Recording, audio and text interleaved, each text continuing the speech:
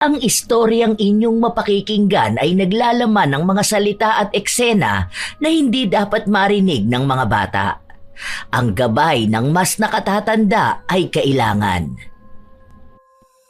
Pagod siya. Pero bakit hindi nilang niya ako kausapin?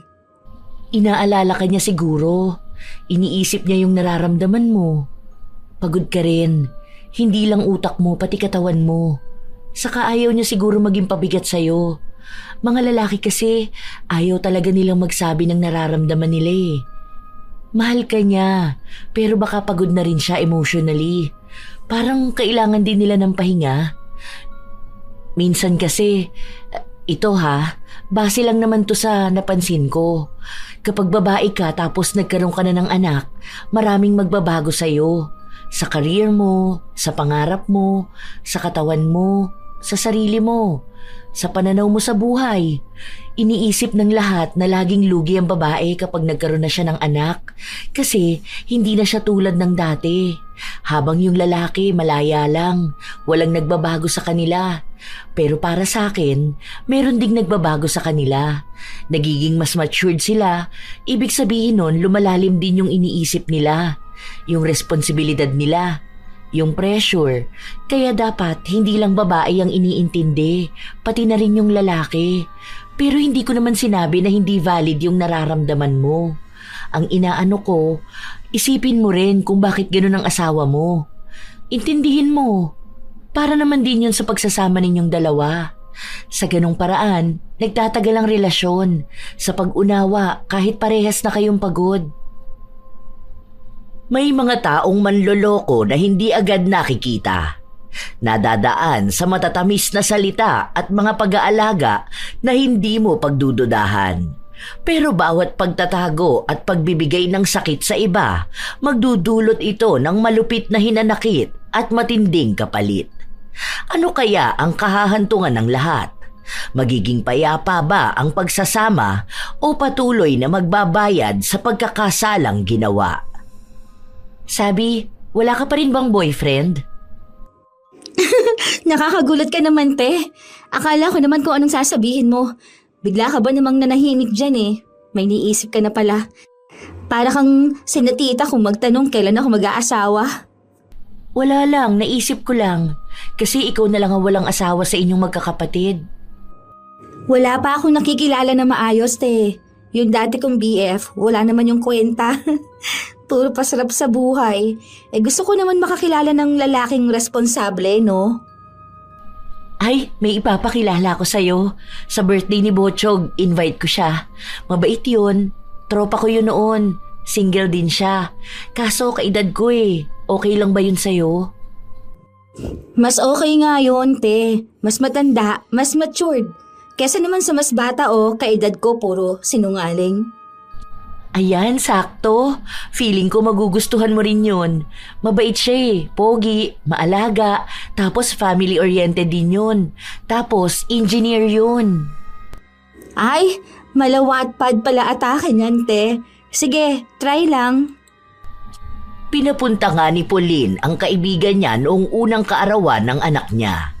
Doon nagsimula ang pagmamahalan ni Nasabi at Jason.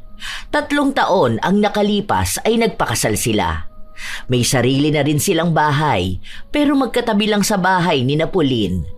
May lupa kasi si Sabi doon, at yun na lang ang naisipan nilang gamitin para magpatayo ng sarili nilang bahay. Ayaw rin kasing malayo ni Sabi sa mga magulang niyang nakatira lang sa kabilang bahay. Isang araw, habang nasa bahay si Sabi, pumunta ang kanyang hipag kasama ang anak nito. Ay, ang batsyong namin na yan. Ang cute naman yan Halikang harito kay Tita Ganda. Naku, kanina pa yan gusto magpunta rito. Hanap niya rin si Tito Pogi niya raw. Naghamit ko na nga yan eh. Ang sabi ko magpupunta kami kay Tito Pogi at Tita Ganda niya. Basta ubusin niya yung pagkain niya. Ayun, inubos naman niya. Mabait na bata rin eh. Parang dito ng bahay niya. Natatawa ako. Di ba nga kagabi dito siya natulog tapos nagising na siya sa bahay? Sabi niya kung paano raw nangyari yun. Sabi niya kung may superpowers daw ba siya. Ang kulit talaga nito. Kulang na lang parang siya na yung anak namin. Kadidikit sa Tito Pogi niya, nagiging magkahawig na sila. Eh kailan ba naman daw kasi siya magkakaroon ng kalaro? Yung kalaro niya dun sa iba niyang tito, ayun bibihira niya lang makita. Wala pa nga te, bumubuo pa rin kasi. Pero parang hindi pa siguro ngayon ang panahon. Pero sana ngayong taon magkaroon na. Magkakaroon na yan, tiwala lang. Huwag ka lang ma-pressure. Paano? Nag-aalala ako kasi malapit naman na ako mag-30. Eh baka may hirapan na ako ng mga anak no. Tapos ilang taon na ako noon. Ano ka ba? 27 ka pa lang naman. Malayo pa yan. Hindi naman siguro aabot ng ilang taon bago kayo magkaroon ng anak, di ba? Kalma ka lang dyan. Ako nga 29 nung nagkaroon ng anak. Pwede pa yan. Sana nga talaga. Nasaan pala si Jason? Parang hindi ko siya nakikita simula kahapon. Nasa Batangas ngayon. May inaayos silang project. Siguro mga 3 days siya doon. Ah, so mag-isa ka lang pala talaga rito. Oo, te. Parehas din kasi kaming busy. Minsan siya yung wala. Minsan naman ako. Tulad next week, nasa Vietnam naman ako. Kailangan kasi sa work ko. Kaya naman pala hindi kayo gaanong nakakabuo eh. Paano? Lagi naman kayong busy.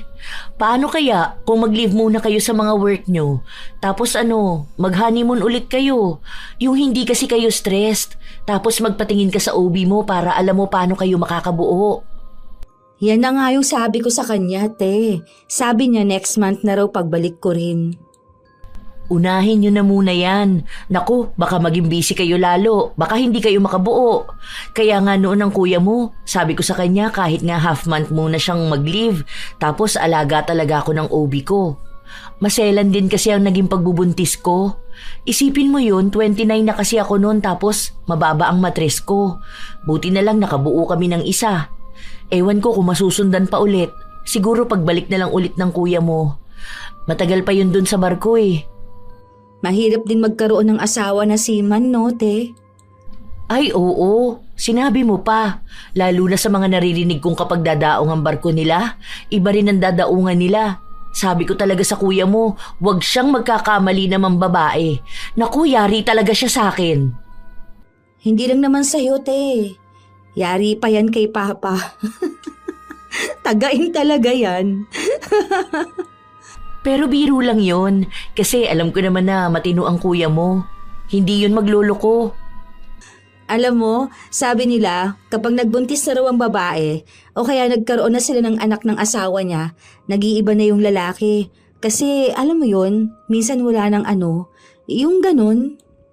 Ewan ko, depende na lang din siguro. Kasi si kuya mo hindi naman nagbago eh. Ay, nagbago siya pero mas naging maalaga siya sa amin ng anak niya. May mga nababasa kasi ako, madalas na nawawalan ng gana yung asawa nila kapag nabuntis na yung babae. Hindi yan. Sa iba lang yun. Hindi naman lahat ng lalaki ganun. Sa kahalata naman kay Jason na hindi siya ganung klase ng lalaki. Mabait naman yun, di ba? Di ba? Ikaw ang asawa. Ikaw ang laging kasama sa bahay. Alam mo na yan kung anong ugali niya. Sa ngayon okay talaga kami kasi nga wala pa kaming anak. Mas titibay ang relasyon nyo niyan kapag may anak na kayo. Magtiwala ka lang. May kung ano-anong naiisip si Sabi, pero hindi na lang niya pinapansin ang mga yon. Iniisip niya na baka masyado na lang din siyang nagpapadala sa mga napapanood o nababasa niya. Hindi naman ganon ang asawa niya at mas kilala niya ito. Ilang buwan pa ang lumipas, nagpasya silang dalawa na lumabas ng bansa. Para dun sila bumuo ng magiging anak nila. Mahal, wala mo ng work ngayon ha. Baka mamaya tawagan ka na naman ng boss mo. Tapos sige ka na naman sa mga request niya. Itabi na lang muna natin ang mga cellphone natin. May tinatanong kasi sa akin. Hayaan mo na sila, kaya na nila yan. Kapag sila naman ang nagli-leave, hindi mo naman sila ginugulo, di ba? Para sa atin tong dalawa. Sabi ng OB mo, walang stress. Dapat kalmado tayong dalawa. Kasi kung uunahin talaga natin ang trabaho natin, hindi tayo makakabuo. Mahal, ano sa tingin mong mangyayari sa atin kapag nagkaroon na tayo ng anak? E di magiging mas masaya ang bahay natin. Ganun sa tuwing nasa bahay si Butchoy eh. Di ba ang saya ng bahay kapag may bata? Gusto mo na rin ba talagang magkaroon ng anak? Oo naman. Nung una pa lang na makita kita, pinangarap ko na magkaroon ng anak sa'yo. Grabe, ang OA mo naman. Unang kita talaga. Oo nga. Kinukwento ka pa lang sa akin ni Pauline. Gusto na kita. Grabe naman, ni hindi mo pa nga ako nakikita. Nakita na kita, no? Nung hindi pa mag-asawa si Kuya mo at si Pauline. Nagpunta kami nun sa bahay nyo. Kaso hindi mo ako pinansin nun. Tapos nahihiya rin ako kasi ang bata mo pa. Tapos nakakahiya rin nandun yung kuya mo. Ilang beses ko kayang kinukulit si Pauline na ireto ako sa'yo. Kaso galing ka raw sa breakup nun. Wag na muna raw kitang guluhin. Kaya nung nireto niya na ako, aba, hindi na ako nagpahuli. Ikaw na yung nakikita kong makasama sa future. Malamang ilalabang ko na talaga lahat. Kumbaga itataya ko na to, pati pato. So, anong nagustuhan mo sa akin? Lahat. Maganda lahat sa'yo. Minahal kita sa kung ano o sino ka. Hindi ko maipaliwanag eh. Basta alam ko lang sa sarili ko na mahal kita. Ang sabi kasi nila, kapag daw nagtagal na ang mag-asawa o kaya may anak na sila, nagbabago na ang pakikitungo ng isang lalaki. Yung iba nagiging better, yung iba naman nawawala na ng gana sa asawa nila. Doon na raw nagsisimula na magloko ang isang lalaki. Ginaya mo naman ako sa mga kumag na yun. Bakit naman ako maglolo ko sa babaeng mahal ko? Sa asawa ko o sa anak ko? Baliw na ako nun. Magpapasaksak na lang ako kung maglolo ko pa ako. Hindi mo ba alam na kayamanan sa aming mga seryosong lalaki kapag masaya at healthy ang pamilya namin? Salamat, mahal. Hindi ko maipapangako na magiging perpekto kong ama at asawa. Pero sisikapin kong maging mabuti. Naniniwala naman ako sa'yo. Naging masaya ang bawat gabi nila. Parehas nilang pinagsasaluhan ang kanilang pagmamahalan.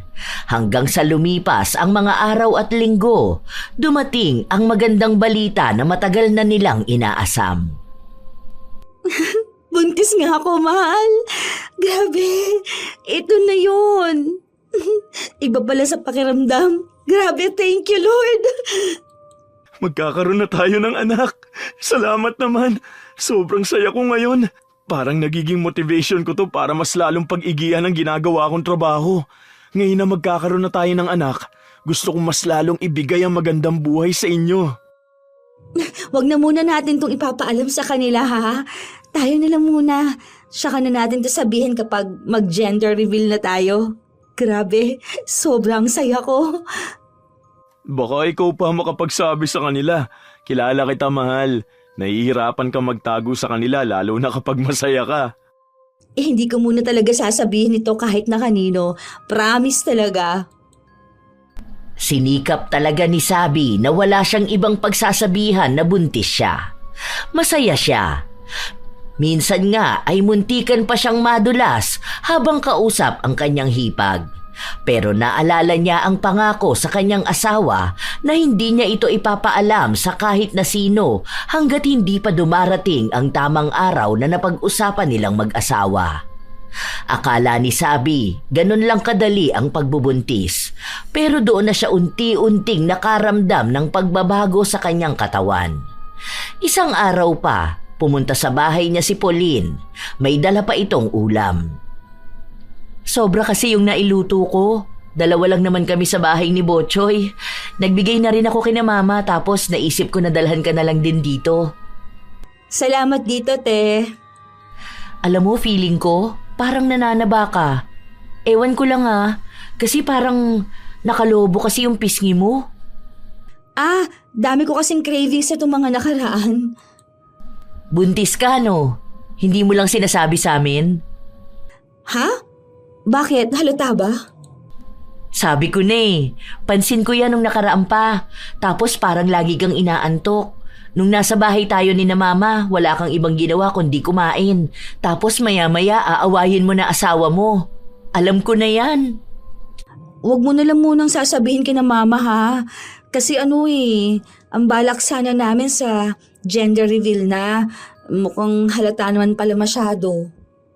Feeling ko alam na rin yan ni na mama. Hindi lang nila sinasabi kasi nga hinihintay nila yung moment nyo. Ay, ganun ba talaga siya kahalata? Hindi ko na ata maitago. Okay lang yan, ano ka ba?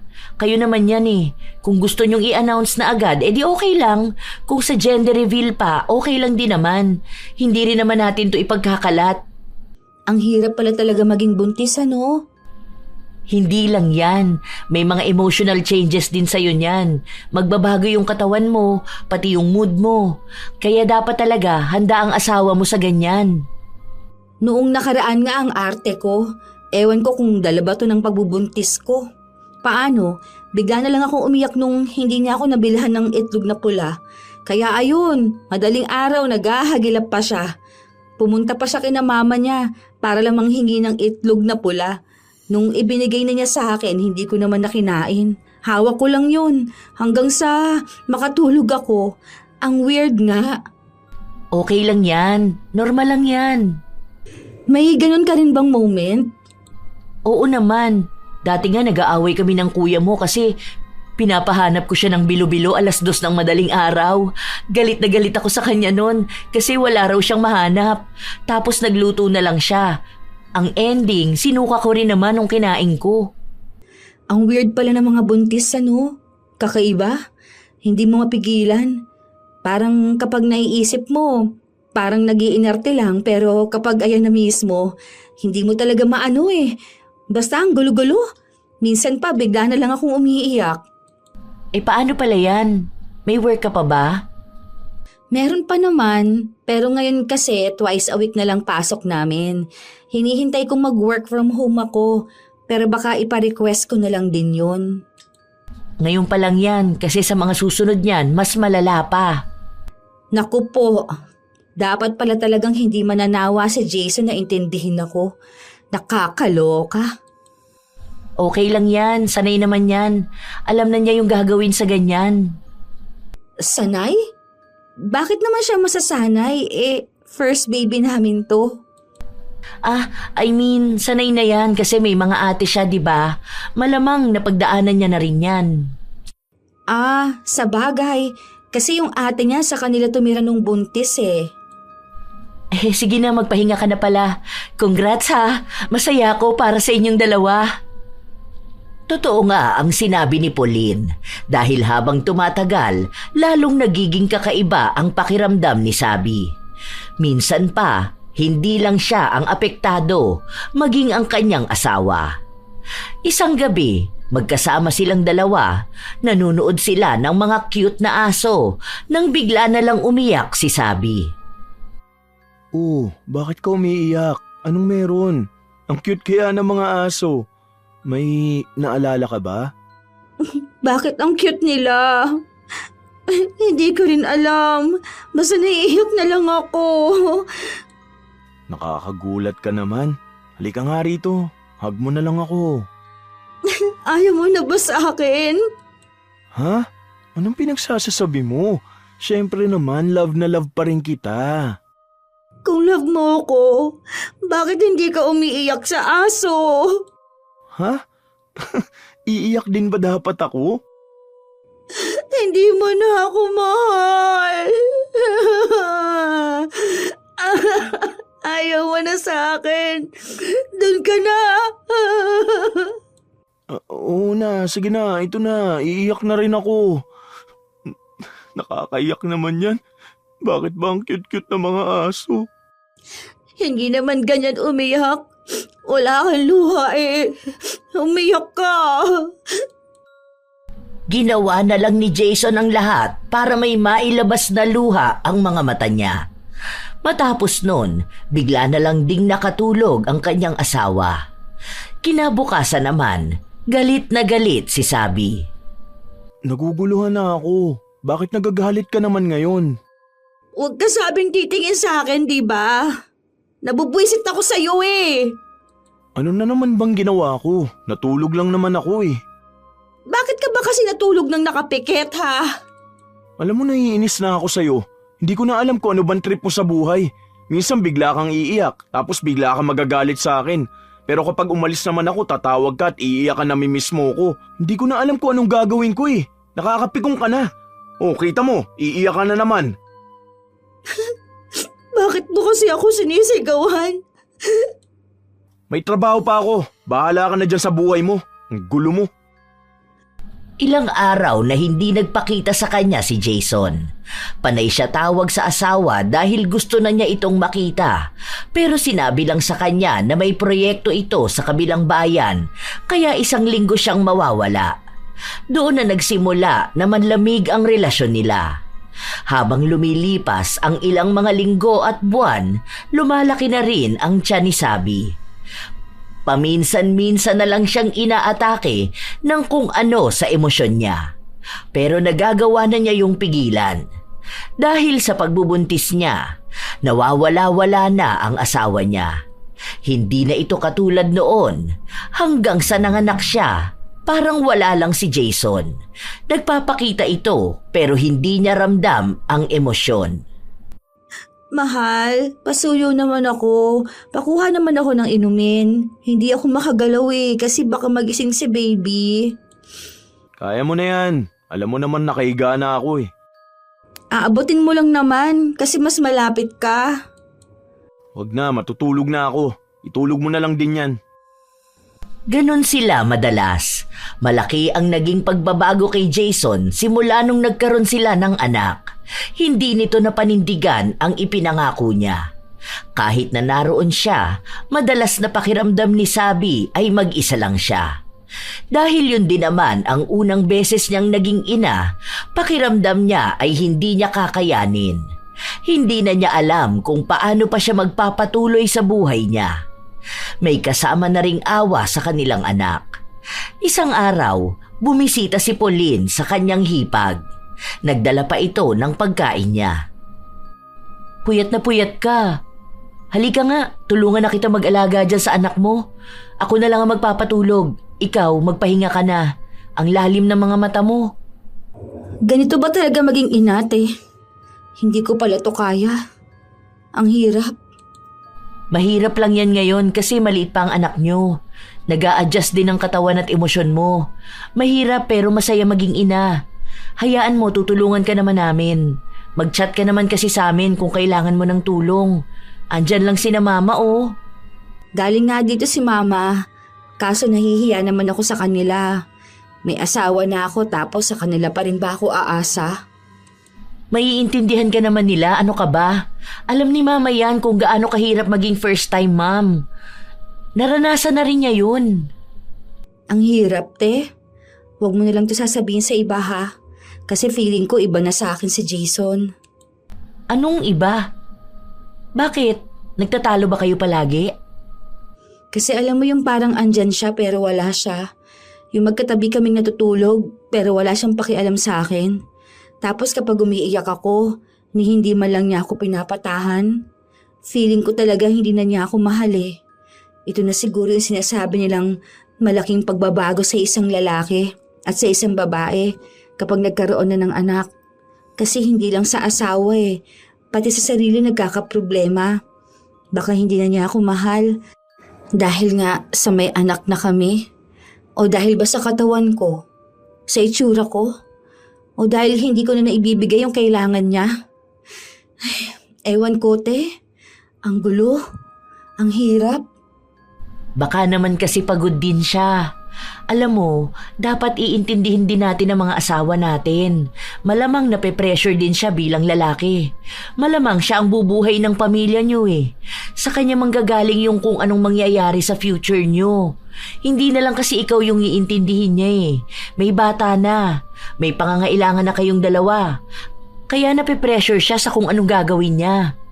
Lalaki sila pero tao rin naman sila. Valid naman din siguro yung nararamdaman nilang pagod, di ba?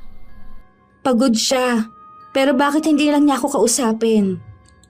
Inaalala ka rin niya siguro. Iniisip niya yung nararamdaman mo. Pagod ka rin. Hindi lang utak mo, pati katawan mo. Saka ayaw niya siguro maging pabigat sa'yo. Mga lalaki kasi ayaw talaga nilang magsabi ng nararamdaman nila Mahal ka niya, pero baka pagod na rin siya emotionally. Parang kailangan din nila ng pahinga. Minsan kasi, ito base lang naman to sa napansin ko. Kapag babae ka tapos nagkaroon ka ng anak, maraming magbabago sa'yo. Sa career mo, sa pangarap mo, sa katawan mo, sa sarili mo, sa pananaw mo sa buhay. Iniisip ng lahat na laging lugi ang babae kapag nagkaroon na siya ng anak. Kasi hindi na siya tulad dati. Habang yung lalaki, malaya lang. Walang nagbabago sa kanila. Pero para sa akin, meron ding nagbabago sa kanila. Nagiging mas matured sila. Ibig sabihin nun, lumalalim din yung iniisip nila. Yung responsibilidad nila, yung pressure. Kaya dapat hindi lang babae ang iniintindi, pati na rin yung lalaki. Pero hindi ko naman sinabi na hindi valid yung nararamdaman mo. Ang inaano ko, isipin mo rin kung bakit ganun ang asawa mo. Intindihin mo. Para naman din yun sa pagsasama ninyong dalawa. Sa ganung paraan, nagtatagal ang relasyon. Sa pag-unawa, kahit parehas na kayong pagod. Buti na lang talaga tayong nandito ka. Hindi ko talaga alam kung kanino ko to sasabihin. Okay lang yan. Makakapag-adjust ka rin. Ang losang ko nakita mo, yung buhok ko hindi ko na masuklay. Lagi akong puyat, kaya ang itim na lang ilalim ng mata ko. Naiinggit naman ako sa'yo. Sobrang fresh mo talaga, tapos laging ang ganda mo. Malaki na kasi ang anak ko kaya nakakapag-ayos na ako. Kapag lumaki naman na rin yung anak mo, babalik ka na rin sa dati mong ganda, no? Huwag ka lang paka-stress masyado. Sinubukan na lang ni Sabi na intindihin ang kanyang asawa. Pero palala ng palala ang paglayo ng damdamin nito sa kanya. Kung noong wala pa silang anak ay maalaga ito sa kanya, ngayon kahit pagkain ay hindi na siya inaalok. Kapag nanghihingi siya ng pabor, palagi na lang may dahilan. Mas gusto pa nga ni Jason na nasa trabaho siya kaysa nasa bahay nila. Si Sabi na ang gumagawa ng paraan para lang manumbalik ang relasyon nila, pero walang nangyayari. Hanggang sa isang araw, bigla na lang siyang kinutuban. Kauuwi lang din no ni Jason galing sa isang linggo niyang trabaho sa malayo. Bakit ngayon ka lang? Di ba dapat kagabi ka pa nakauwi? Nag-hotel ako. Hindi ko na kaya mag-drive pa uwi. Hindi mo na kaya? Baka may iba kang kinita.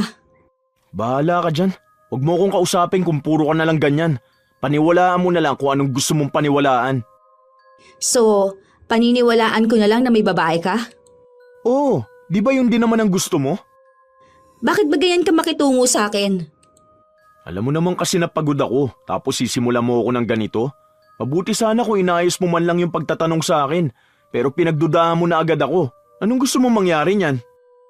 Nagtanong ako, pero iba yung tono ng pananalita mo. Akin na ang cellphone mo.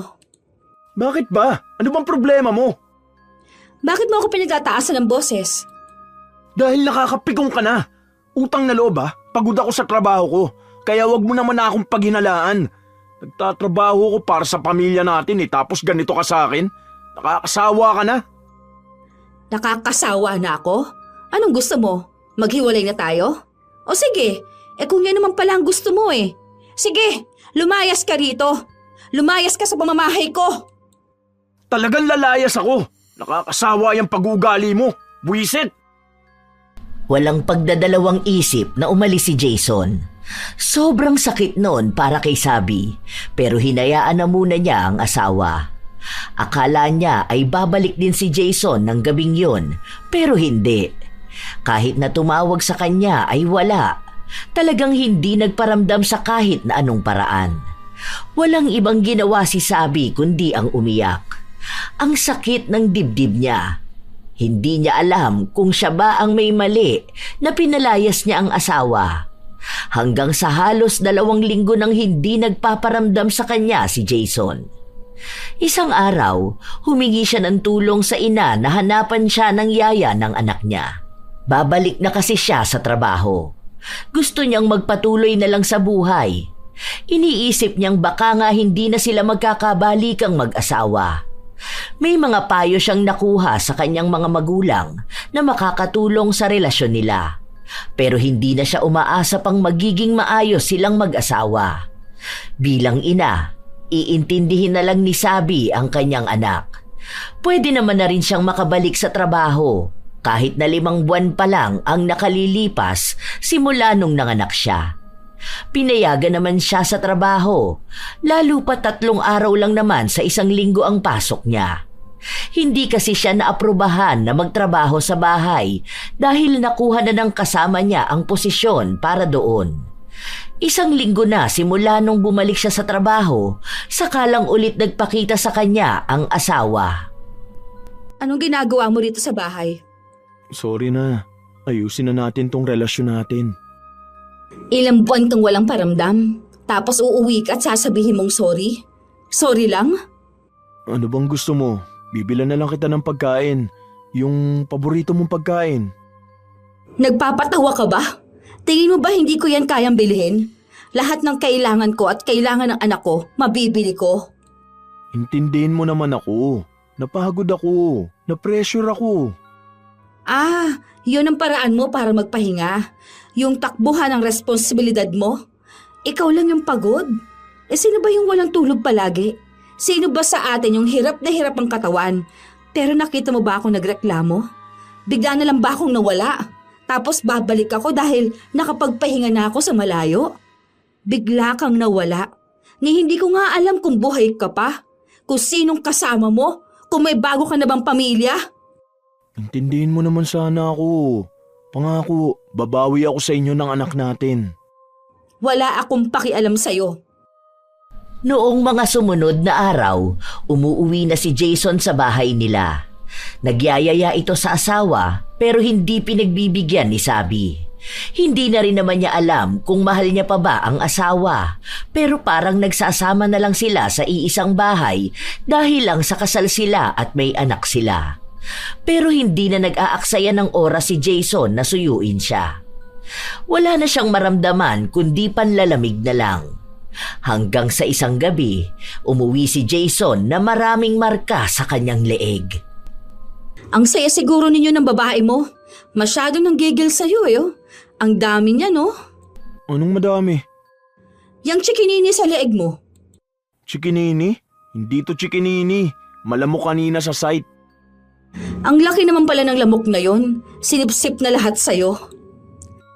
Hindi na nagpaliwanag si Jason. Hindi na rin naman naghahanap si Sabi. Gusto na talaga niyang makipaghiwalay pero sinabi ni Jason na kahit saan siya lumipat ay susundan pa rin siya. Isang araw, nagpunta si Sabi sa bahay ng kanyang hipag kung saan naabutan niya itong katatapos lang maligo at nakatapis lang. Oh, napasyal ka rito. May kukunin kasi ako te. Yung yung hiniram mong blender. Ay, oo pala. Wait lang ha, naligo kasi ako at napakainit. Grabe nga yung init ngayon eh. Parang ang alinsangan talaga. Ang lagkit ng pawis ko. Baka uulan ito sa susunod na araw. Ang dami bang lamok dito sa inyo, te? Wala naman lamok dito. May ginagamit kami. Try mo yun para hindi lamukin ang anak mo. Send ko sa'yo ang link. Hindi naman kami nilalamok ng anak ko.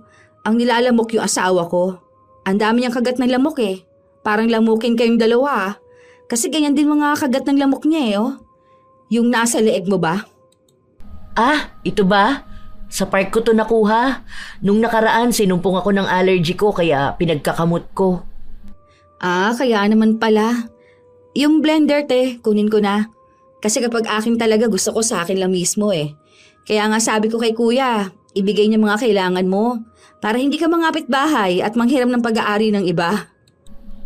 Grabe, para naman yung linya sa mga pelikula. O sige, wait lang. Ito na. Salamat para sa pagpapahiram mo sa akin. Walang anuman. Meron nga akong hiniram mong gusto kong ibigay na sa'yo. Pero kung gusto mo lang naman ha? Ay, gusto mo talaga yon. Oh, ano ba yan? Asawa ko? Nasa asawa ko pa kasi ginagamit niya pa. Pero baka hindi na niya gagamitin next month eh. Iyon na lang. Salamat dito. Marunong ka rin pala magbalik. Para bang may ibang katauhan na sumapi kay Sabi nung mga panahon na yon.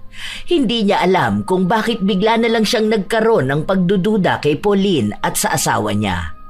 Alam niyang malabong mangyari yon pero hindi imposible. Ayaw niyang paniwalaan pero sunod-sunod na ang naging pahiwatig.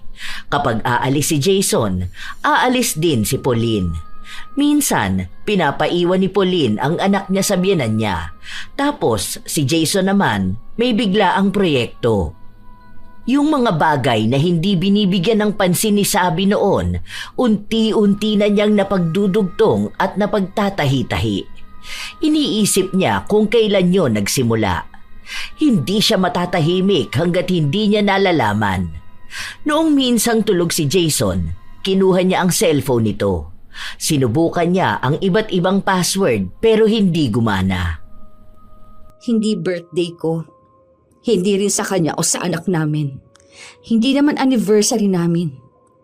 Anong password niya? Birthday ni Ate Pauline?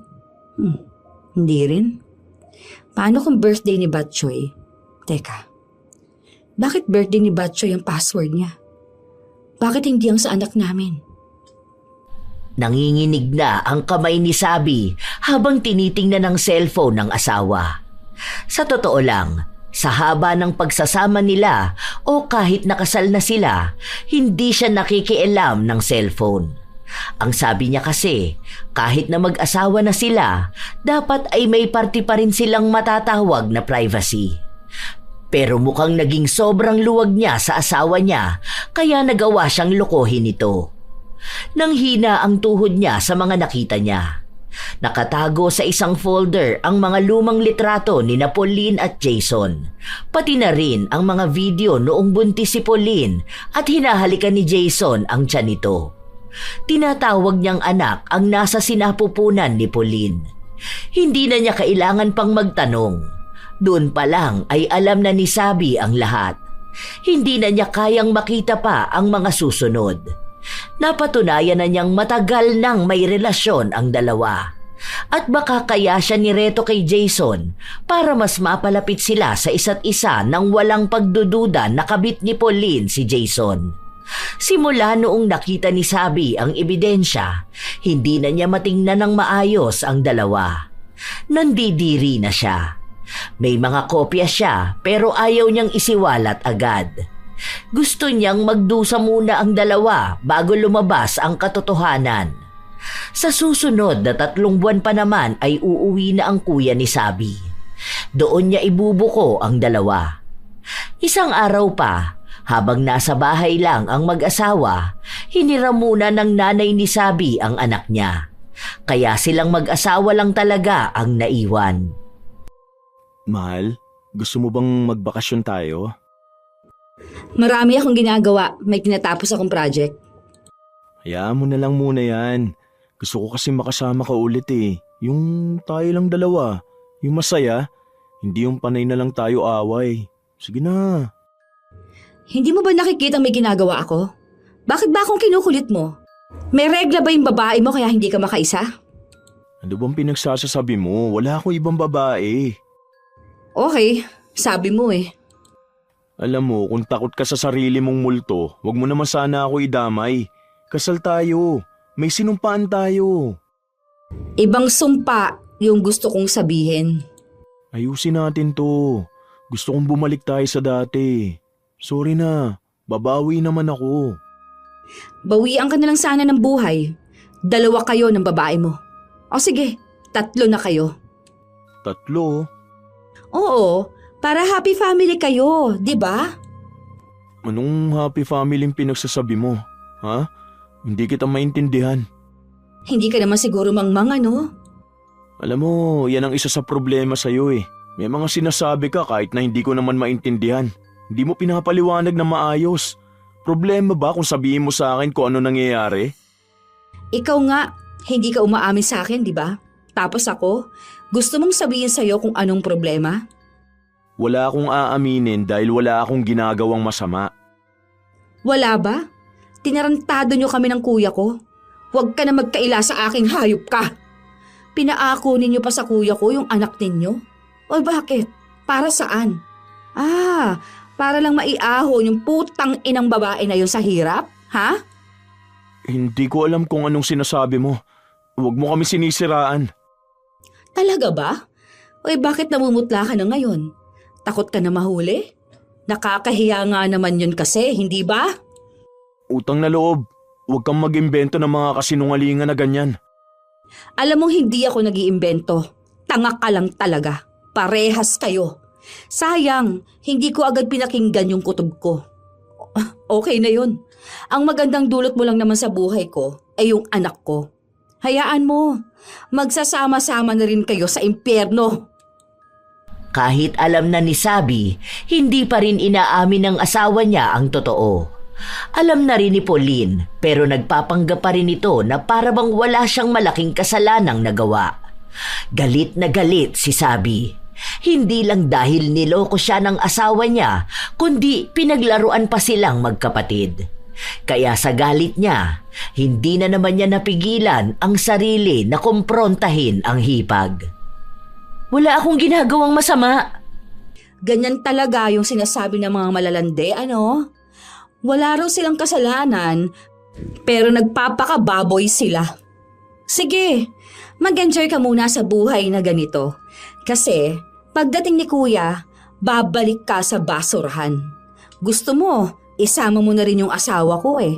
Magsama-sama kayo mga punyeta kayo. Kung may problema kayo ng asawa mo, huwag mo ko idamay utang na loob. Inosente ang anak ko. Huwag mong pagbintangan ng kung ano-ano. Okay, inosente naman talaga yan. Kawawa nga siya eh. Walang alam na salot sa lipunan ang mga magulang niya. Mga walang kwenta at mga walang pakinabang. Idedemanda kita. Sige, go! Para magkalabasan ng baho dito. May papakita ko sa kanilang mga litrato at videos ninyo. Andun lahat eh.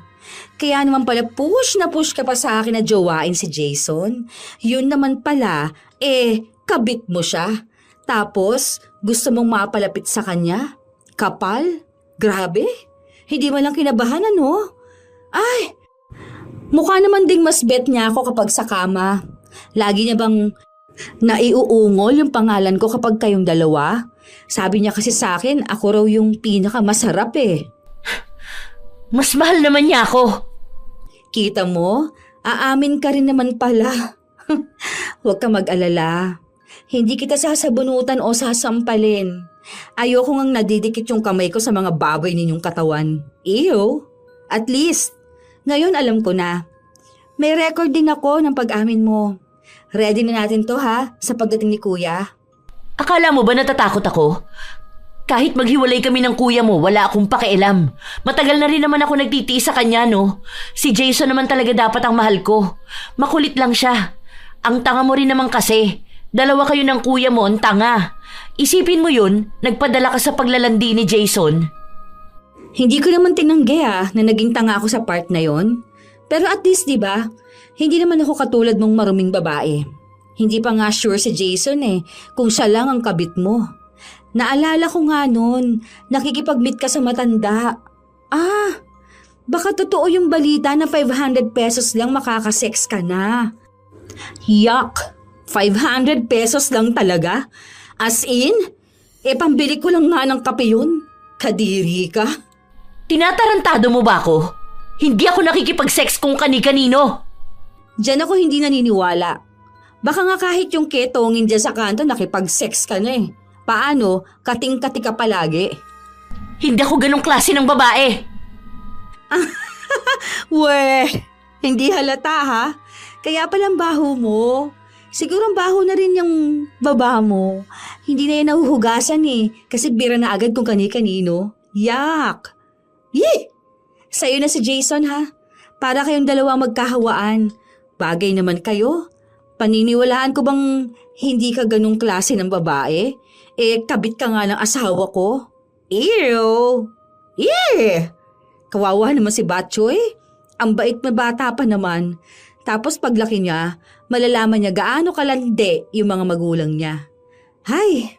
Buti na lang yung anak ko maayos. Kahit wala siyang tatay, okay lang. At least, hindi ko pinaako sa iba. Kung ako si Batchoy, paglaki ko, susumpa ko talaga kayo. Ay! Bakit ba ako nag-aaksaya ng laway dito? Makaalis na nga. Sa mga araw na lumipas, nagiging matapang si Pauline. Minsan, siya na ang sumusugod kay Sabi, lalo na kapag nagsasalita ito ng kung ano-anong masasakit. Hindi na rin gaanong umuuwi si Jason sa bahay nila. Andoon siya sa kabilang bahay na pinatayo rin nilang mag-asawa. Ilang araw pa ang lumipas, umusbong ang usapin tungkol kina Pauline at Jason. May nakakita raw sa kanila na lumabas ng hotel. Noong una, si Sabi ang pinagbibintangan nilang nagpakalat ng balita. Balak pa nilang magkaso pero hindi nila tinuloy dahil takot sila sa mga hawak na ebidensya ni Sabi. Sumunod namang naging tsismis sa lugar nila na hindi raw anak ni Jason ang anak ni Sabi. May lalaki raw ito at pinapaako lang sa kanya. Doon na nanggigil lang sobra si Sabi. Sagad na siya. Umabot na siya sa sukdulan na naisipan na niyang ipakulam ang dalawa. Sige na, ituloy mo na yan. Gusto ko yung sobrang paghihirap nila. Yung malala, yung maging sila, magmamakaawa na lang na patayin sila. Walang kapatawaran. Wala akong pakialam kahit pabalikan ako ng karma. Basta ang gusto ko, mahirapan sila. Galit na lang ang namumutawi sa dibdib ni Sabi. Wala na ang dating babae na mabilis magpatawad. Gusto na niyang makita na nagdurusa ang mga taong nanloko sa kanya at sa kuya niya. Igaganti niya rin ang anak niya. Mabilis namang umepekto ang kulam dahil buong buo sa kalooban at puso ni Sabi ang ritual na pinagawa niya. Sinabi niya na kahit pa magkita-kita sila sa impyerno, wala siyang pakialam. Nung nagkasakit si Jason, umuwi ito sa kanya para magpaalaga. Ang anak nila, pinaalagaan na muna ni Sabi sa kanyang mga magulang. Sobrang sakit. Ayoko na. Hindi ko na alam kung ano masakit sa akin. Parang bawat parte na lang ng katawan ko. Anong gusto mong gawin ko? Hindi mo man lang ba ako aasikasuhin? Wow, talaga ba? Damahin mo yung sakit na yan, hoy. Nung ako nga nanganak, pinabayaan mo ko eh. Nagpapakasaya ka doon sa babae mo. Tapos ngayon gusto mo na naghihirap ka? Ako naman na mag-aalaga sa'yo. Utot mo. Wala kang puso. Pare-pareho lang tayong tatlo na walang puso. Walang kaluluwa. Mga maiitim ang budhi. Ano bang akala mo sa akin? Martir? Huy, hindi na yun uso ngayon. Pinabalik lang kita dito dahil gusto kong makita kung paano ka nagdurusa. Hindi na para alagaan ka. Kung kailan pang nagiging okay na ako, kung kailan lumalaki na ang anak ko, magpapaka-stress ako sa'yo. Hindi ako butihing misi sa manlulokong asawa. Deserve nyo yan. Napasigaw na lang si Jason dahil sa sakit na nararamdaman niya. Hindi mawari. Kahit saan ay may masakit sa kanya. Nagpunta na nga sila ng ospital pero hindi naman siya nagamot. Sinadya talaga ni Sabi na dalhin silang dalawa sa ospital para maturukan sila ng gamot. Kapag ganun pa naman, hindi na sila gagaling. Hindi na mababawi ang kulam. Hindi na rin magagawa ng paraan ang albularyo. Hanggang sa dumating na rin ang kuya ni Pauline. Hindi pa nagbabahagi ng balita si Sabi, pinalayas na agad ang kanyang hipag. May kumakalat palang maseselang litrato ni Pauline. Hindi nila alam kung kanino yun galing, pero si Sabi na ang pinagbibintangan ng dalawa. Siya lang naman daw ang may motibo na gawin yun. Buisit kang babae ka! Ikaw ang dahilan kaya ganito ako! Sinira mo pa ang reputasyon ko! Ang sakit ng katawan ko! Parang namamanhid! Parang ang daming tumutusok na karayom sa akin! Aray ko! Hindi ako nagpakalat nun. Baka sa mga pinagsendal mo. Bakit ko sa skandal mo? Hindi ko nga yun napanood. Kahit na magkaso ka at imbestigahan ako, wala silang makikita na kahit na ano sa akin. Hindi ka man lang naawa para sa akin, para sa anak ko. Wala kang puso.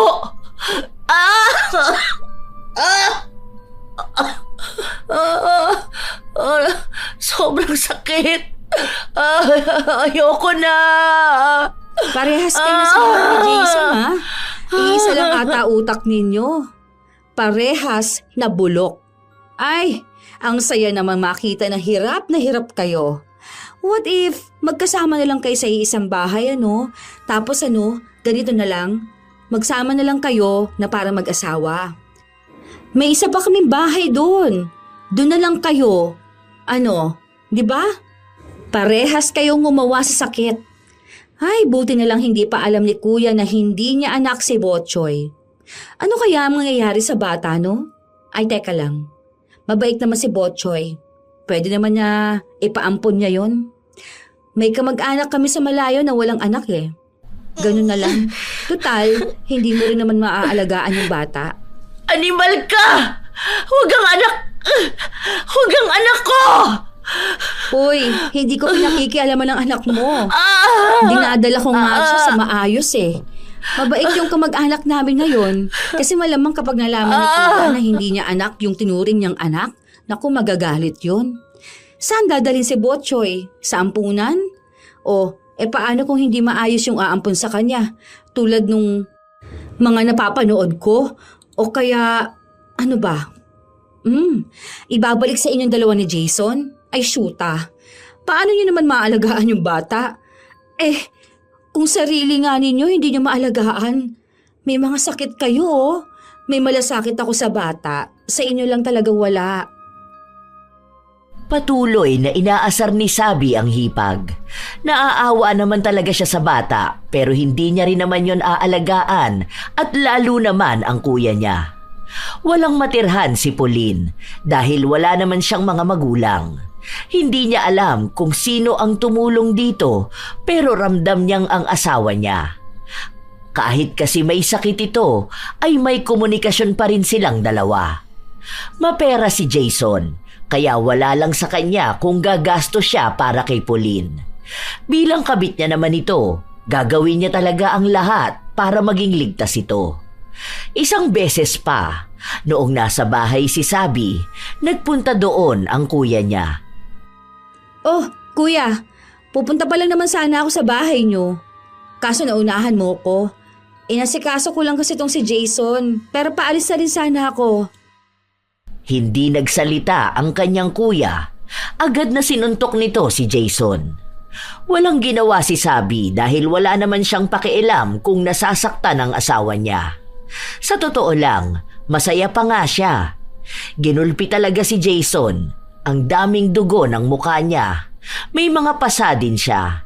Tumigil lang ang kuya ni Sabi noong si Jason na mismo ang nagmamakaawa. Hindi rin ito nagsalita at agad na ring umalis. Bakit hindi mo walang pinigilan ng kuya mo? Ginulpi na niya ako. Idedemanda ko siya. Nagpapatawa ka ba? Paano mo naman yun idedemanda? Ikaw pa nga ang may atraso sa kanya. Kala mo naman may makikinig sa'yo? Pwede ako maging testigo na hindi kasalanan ni Kuya kung bakit ka nabugbog. Handa ka talaga magsinungaling para lang parusahan ako?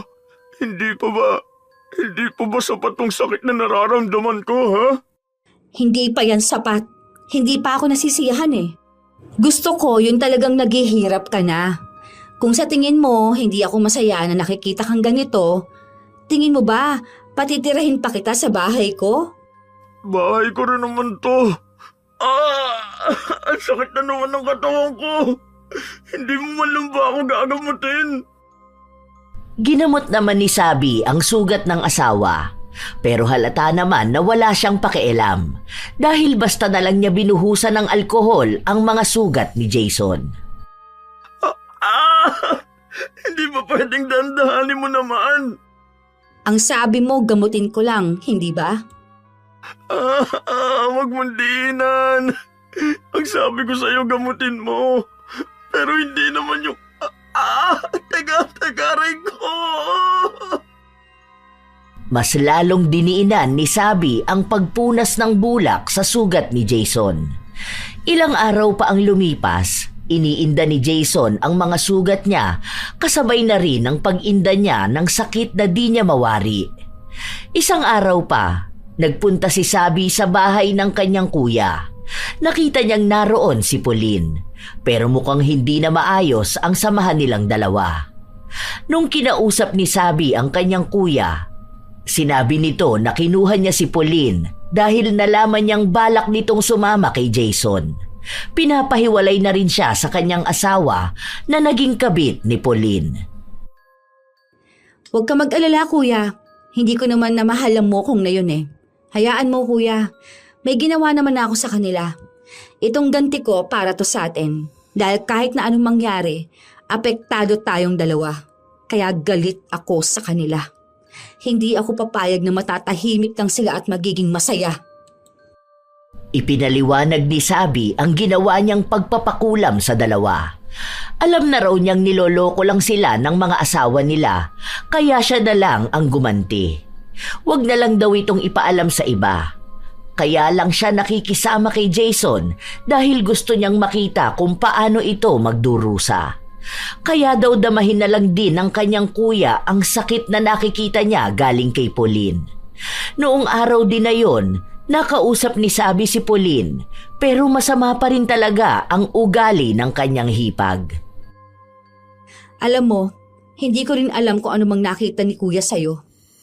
Alam ko naman na mahal ka pa rin niya hanggang ngayon. Kaya siguro inaalagaan ka niya. Ako kasi, hindi ko naman namahal ang asawa ko. Mahal ko yung idea na napaparusahan kayong dalawa. Sobrang satisfying, sa totoo lang. Tandaan mo, sa oras talaga na gumaling ako, gagantihan kita. Ikaw pa ngayon ang galit, ha? Ako na nga yung tinarantado ng ilang taon. Ang bait mo pa sa akin, tapos ikaw pa nagpapayo sa akin. Ang ending, ikaw naman pala yung kabit. Kung hindi ba naman makapalang putang inang mukha mong animal ka, hindi ba? Pasalamat ka. Ang sakit. Oo, namimilipit ka na naman Aray ko. yung sakit.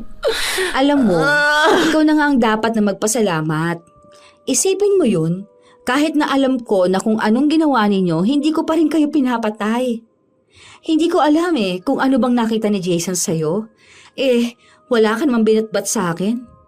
Noong una, napapatanong pa ako kung ano bang kulang sa akin. Kung may mali ba sa akin bilang babae. Pero napagtanto ko, hindi naman dapat ako yung nagtatanong ng ganyan. Tapos, naisip kong bigla na masyado nga pala akong mataas. Binabaan ko na nga lang ang standard ko nun kay Jason pero hindi pa rin niya naabot. Tapos pinagbigyan ko na lang. Tinirantado pa ako, no? Kaya hindi ako yung mali. Hindi ako yung kulang. Parehas lang talaga kayong malandi. Parehas kasi kayong talunan. Hindi kayo makapantay sa amin ng kuya ko Ganon siguro talaga mga niloloko. Hindi sila humahanap ng mas mataas sa asawa nila. Naghahanap sila ng pinakamababang babae na papatol sa kanila. Mas nauna naman ako sa kanya. Kabit lang ako sa papel, pero hindi ako kabit sa puso niya. Favorite mong sabihin niya ng mga kabit? Nakakatawa pala yung pakinggan sa personal, ano? Ay, hindi na ako mag-aaksaya ng panahon sa'yo, ha? Bahala ka na sa buhay mo.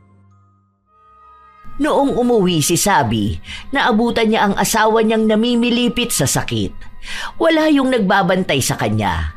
Galit na galit nga si Jason dahil nagbabayad sila para sa tagabantay na hindi siya inaalagaan ng mabuti. Ang akala niya ay kakampihan siya ng asawa niya, pero hindi. Wala itong pakialam kahit nasa sahig lang siya matulog, kahit pa buong araw siyang umiyak dahil sa sakit na nararamdaman niya. Wala ring pakialam sa kanya kung kumain na ba siya o hindi. Bakit mo ba ito ginagawa? Alam ko naman na nagkasala ako. Wala na ba akong karapatang magbago? Hindi ka kasi naniniwala sa akin. Paano ako maniniwala sa'yo kung alam ko na kung anong pinaggagawa mo? Hindi mo ako minahal. Tapos sasabihin mong magbabago ka? Para kanino ka naman magbabago? Para sa anak ba natin? Aba, hindi ikaw ang tatay nun. Binuo mo yun sa akin pero hindi kita ipapakilala sa anak ko na ikaw ang tatay niya. Ni hindi ka man lang nahiya sa Diyos. Humarap tayo sa Kanya para manumpa na magsasama tayo sa hirap at ginawa. Ako pa pala ngayon ang mahihiya ah. Sino bang humarap sa Diyos at nangakong mamahalin ng isang babaeng hindi naman niya mahal? Isa pa, hindi ka malang nahiya sa sarili mo? Sa'yo pa talaga galing yan? Sinuway mo nga ang isa sa 10 utos niya. Kilabutan ka naman, kabahan ka naman dyan. Hindi mo naman pala ako mahal. Bakit hindi mo pa ako iwan? Pinapalayas na talaga kita. Ikaw ang bumabalik dito sa bahay. Dahil bahay natin to. Kita mo na? Alangan naman akong umalis sa lupa ko. Lupa to na ibinigay ng mama ko. Parehas lang kayo ng babae mong makapal lang muka. Iba talaga ang paniniwala ng mga manloloko Kahit na sila na ang gumawa ng mali, ibang tao pa rin talaga ang sisisihin nila. Kaya parehas kayo napaparusahan. Tama lang yan. Masaktan kayo ng walang katapusan. Ito talaga yung nagpapasaya sa'yo. Kung gusto mo lang naman pala akong mahirapan hanggang sa mamatay ako, bakit hindi na lang ikaw ang sumaksak sa akin ng paulit-ulit? Ayokong dumihan ng kamay ko. Hindi ito dadampi sa inyong dalawa dahil iba ang gagawa nun para sa akin. Utang na loob, ayoko na. Sobrang sakit na nito, ayoko na. Sige pa. Sakit. Gusto ko yung maririnig talaga kitang nagmamakaawa dahil nasasaktan ka. Kung pwede lang sana na naririnig ko rin si Pauline Pero okay lang. Si kuya naman ang nakakarinig ng ganito. Kaya sige pa, isigaw mo pa ang sakit na walang katapusan. Habang lumilipas ang mga araw, palala ng palala ang sakit na nararamdaman ni na Jason at Pauline. Nakakakuha ng balita si Sabi kung anong nangyayari sa kanyang hipag. Sinabi ng kuya niyang wala na raw pinipiling oras ang sakit na nararamdaman ni Pauline.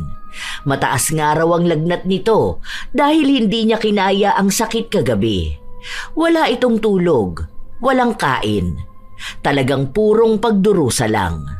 Ganon mismo ang kay Jason. Kaya tuwang-tuwa si Sabi. Alam niyang epektibo ang ginawa niya.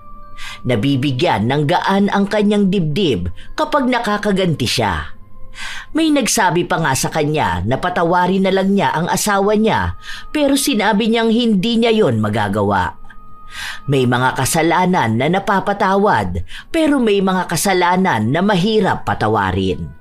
Hanggang sa halos 3 araw na sunod-sunod na sumisigaw si Jason dahil sa sakit na nararamdaman niya. Bumagsak ang katawan niya dahil wala siyang nakakain. Ang bantay niya wala ring pakialam sa kanya. Parang awa mo na. Patayin mo na lang ako, Sabi. Ikuha mo ako ng kutsilyo kahit na ako na lang ang papatay sa sarili ko. Utang na loob. Huwag ko lang maranasan tong paulit-ulit na sakit. Hindi ka pa pwede mamatay. Inaayos pa ni Lucifer ang kwarto mo. May pa-red carpet ka pa naman bago pumasok sa impyerno. Ayoko na. Parang awa mo na. Hindi pwedeng ayaw mo na. Noong masaya ka, na niloloko kami. Ni hindi nyo naman naisip, di ba, na ayaw nyo na? Parang hindi na ikaw yung babaeng pinakasalan ko. Maunawain ka. Mabait. Mapagpatawad. Kaya parang awa mo na. Kung ano mang nagawa ko, patawarin mo ko. Talagang hindi mo kilala kung sino ang pinakasalan mo, no? Hindi mo na ako makukonsensya dahil noong nagpasya akong maghiganti sa inyo, nawala na rin ako ng konsensya gaya ninyo. Mali ka kasi ng pinakasalan at niloko. Mabait ako kung sa mabait, pero ngayon, alam mo na kung paano ako maging demonyo sa demonyo. Kung wala kayong puso noon, mas lalong wala akong puso ngayon. Binabalik ko lang kung ano yung sakit na nararamdaman ng taong niloko. Mas masakit pa nga dyan ang pinagdaanan ko. Para akong pinatay ng paulit-ulit nung nalaman ko. Tapos ang ginawa nyo, pinagpatuloy nyo pa rin. Tapos sa akin kayo nagalit. Ngayong wala na kayong pagpipilian, tsaka kayo hihingi ng tawad. Wala na. Tapos na. Wala na nga ako na madaling magpatawad. Dapat lang yang mangyari sa mga tulad ninyo na manloloko. Muli na namang namilipit si Jason sa sakit. Ilang beses siyang nagmamakaawa at humihingi ng tawad sa asawa niya, pero wala talaga siyang napala. Hindi na ito ang utu-utong sabi na madaling mapakiusapan. Ibang sabi ang nakikita niya ngayon. Ganon din ang akala ni Pauline. Akala niya ay mapapatawad siya ni Sabi. Noong dumalaw kasi si Sabi sa bahay ng kanyang kuya, kinausap siya ng hipag. Ano ba yan? Pinag-isipan nyo ni Jason? Iisa ata ang script na gamit nyo, no? Kasi parehas kayo nagmamakaawa at humihingi ng tawad eh. Totoo na talaga to. Gusto ko na rin makabawi sa kuya mo. Miss na miss ko na rin ang anak ko eh. Gusto ko na ulit magkaroon ng masayang pamilya. Masayang pamilya? Oh, hindi naman anak ni kuya yung anak ninyo ni Jason. Mabait si kuya, kaya hindi niya magantihan yung bata. Tapos napamahal na rin siya. Hayaan mo na yan. Para naman maipakita ko kay kuya na talagang nakakaganti na siya. Kahit wala siyang ginawa. Walang kapatawaran to eh. Ginago niyo ko. Kami ni kuya. Maniwala ka man sa akin o hindi. Mahal ka ng asawa mo. Doon ako sa hindi ako naniniwala. Kaya wag mo na akong anuhin. Hindi mo na ako mauutot eh. Hindi ko na yan pakikinggan, no? Nireto mo sa akin yung kabit mo. Angas mo dun, husay. O tapos kayo hihingi ka ng tawad. Kapag nakakita ka na lang ng kulay orange na uwak, magpapatawad talaga ako. Totoo ang sinasabi ko. Hindi lang masabi sa'yo ng asawa mo. Kaya makinig ka na lang. Magkapatawaran na tayo. Balik tayo sa kung ano tayo noon.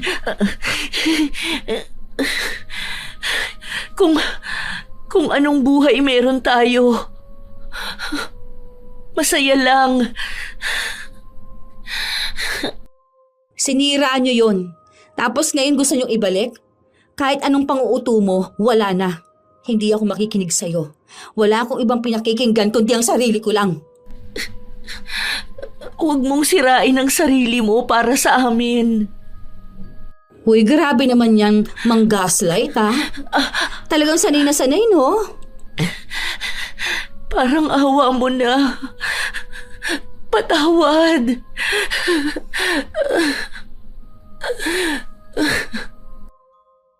Kahit hirap na si Pauline, lumuhod siya sa harapan ni Sabi.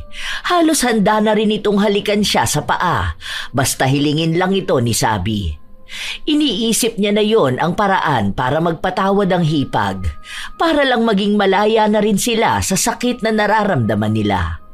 Pero walang ni katiting na awa o konsensya na nararamdaman si Sabi.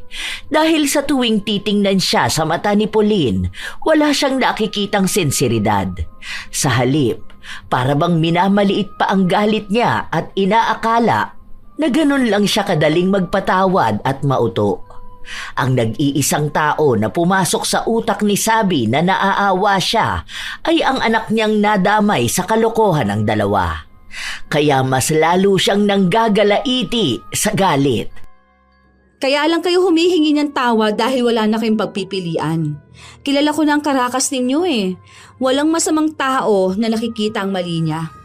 Kaya lang sila humihingi ng tawad para magawa ulit nilang manipulahin ulit yung taong nagawa nila ng mali. Hindi ko tatraydo rin ang sarili ko para magpatawad.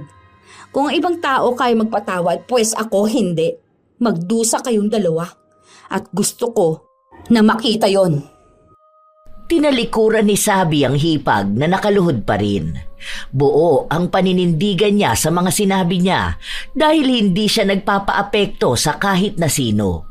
Kahit paggamitan siya ng salita ng Diyos dahil alam niyang ang mga gumagamit nun para ibato sa kanya, mga taong masasama at marurumi.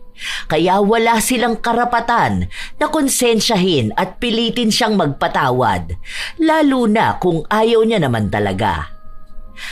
Isang araw, nasa bahay lang siya. Nakita niya si Jason na marumi ang suot na damit. Kakakain lang kasi nito. Hindi siya pinakain ng bantay niya. Inabutan lang siya ng pagkain. Kahit pa nga anong pagalit ni Jason sa nagbabantay sa kanya, hindi ito nakikinig. Dahil mismong si Sabi ang nag-uutos dito na hayaan lang at huwag asikasuhin kung hindi naman kailangan. Bakit ka nakatitig sa akin? Masaya ka ba na ganito ang itsura ko? Na ang pangit ko na ang payat ko.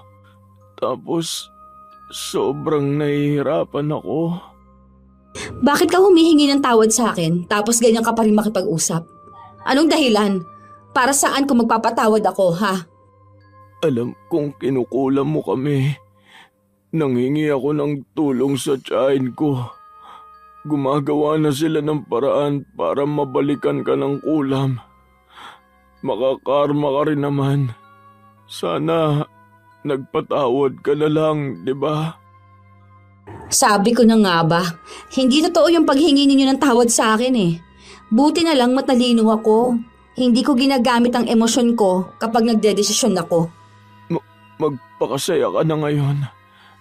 Dahil sa mga susunod, babalikan ka rin ng karma. Okay lang, at least nakaganti ako sa inyo. Kung alam ko lang na kaya mo tong gawin, hindi na ikaw ang pinakasalan ko. Okay lang din, kasi ako rin naman. Parehas lang tayo nagsisi sa kasal na to. Siguro iisa lang ang hindi ko pinagsisihan, yung anak ko. Hayaan mo na. Kung babalikan ako niyang sinasabi mong karma, edi okay lang din. Hindi naman na rin mawawala yung sakit ninyo eh. Buo ang kumpiyansa ni Sabi na hindi magagamot ng albularyo ang dalawa. Kung sakali man na mababalikan siya ng kulam o kaya ay ipakukulam siya ng kung sino man, wala na siyang pakialam doon. Dahil nakita naman niya sa sarili niya kung paano niya naparusahan ang dalawang tao na nanakit sa kanya. Hindi man sapat ang pinagdaanan nilang sakit, sapat naman na nakaganti siya kaysa sa wala. Ilang linggo ang lumipas, wala namang nangyari sa kanya.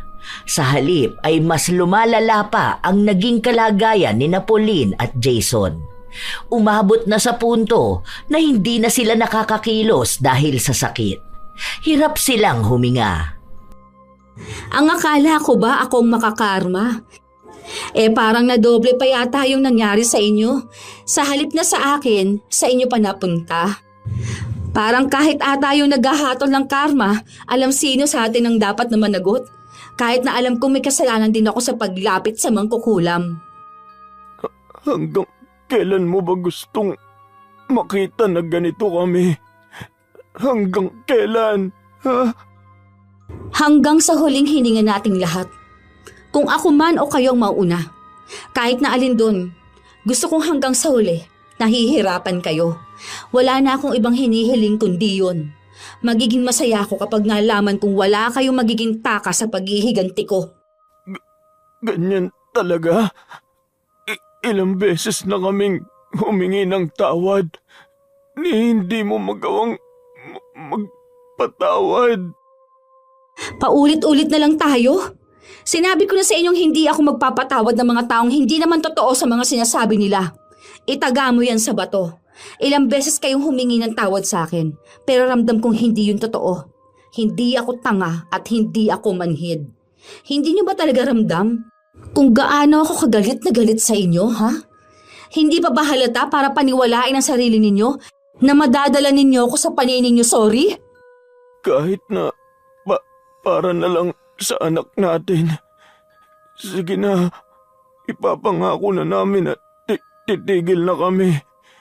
Iiwas na ako kay Pauline kapag gumaling na ako.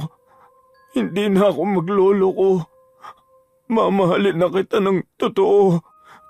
Lalayo tayo. Magbabagong buhay ako.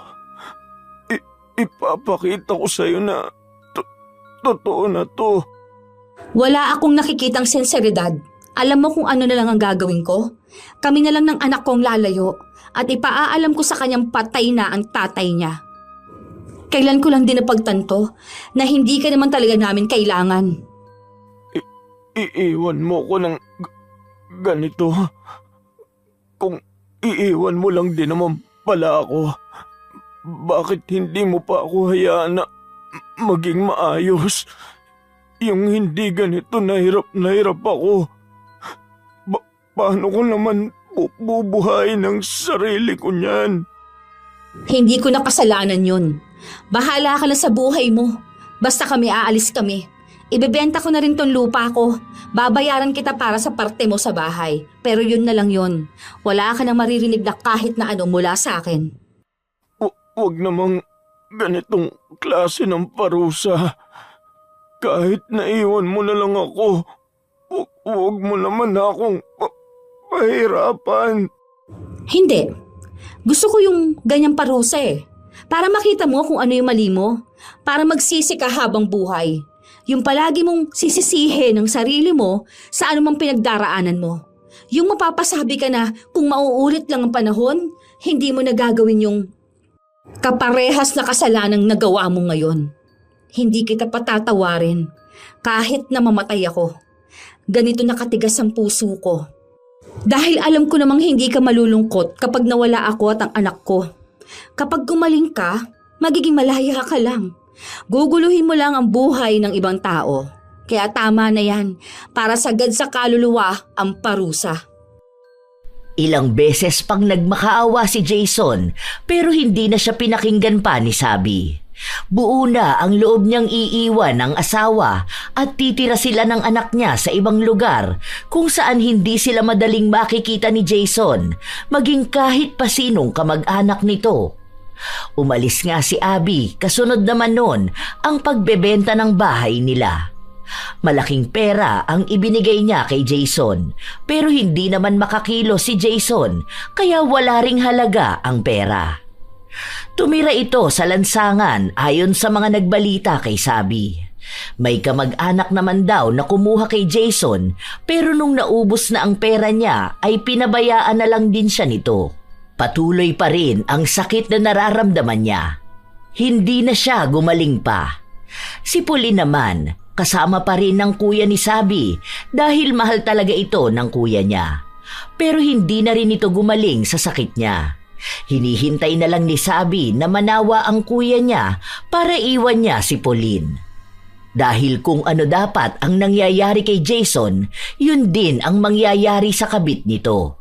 Kahit naman sabihin niyang hindi na ganun makitungo ang kuya niya kay Pauline, naglaan pa rin naman ito ng oras at pera para maalagaan ito. Pero labas na si Sabi sa desisyon ng kapatid. Ang alam niya lang, paninindigan niyang tama ang kanya. Palalakihin niya ang anak niya ng mag-isa at hihintayin na dumating ang panahon na maghilom siya. Baka sa pagkakataon na yon ay makapagpatawad na siya. Hindi naman talaga ganun kadali masabi na magpatawad ang isang tao kapag labis siyang nasaktan. Iba-iba naman ang desisyon ng bawat isa sa kanilang buhay. Dahil may mga sugat na hindi agad nagagamot ng panahon. Dahil minsan, bumabalik sa kanila ito ng mas masakit pa. Hindi rin naman obligadong magpatawad ang taong nasaktan dahil hindi lahat ng pagkakamali ay kayang tumbasan ng salitang patawad. Lalo na kung tungkol ito sa pagtataksil. Lalo na may mga asawang taksil na hindi marunong umako ng sariling pagkakamali. Humihingi ng tawad na hindi naman galing sa puso. Hindi kasalanan ng niloko kung bakit nagloko ang asawa. Hindi kakulangan ng pagmamahal, hindi pagkukulang ng pag-unawa, at lalong hindi pagkakamali ng taong nanatiling tapat.